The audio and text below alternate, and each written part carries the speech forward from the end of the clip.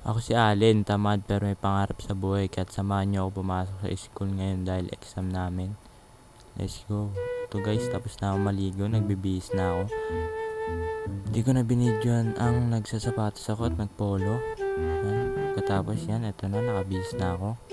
Ito ang aking outfit. Yan, nakapolo, good student. Yan, pagkatapos ko mag-outfit check, ito, nasa taas na ako.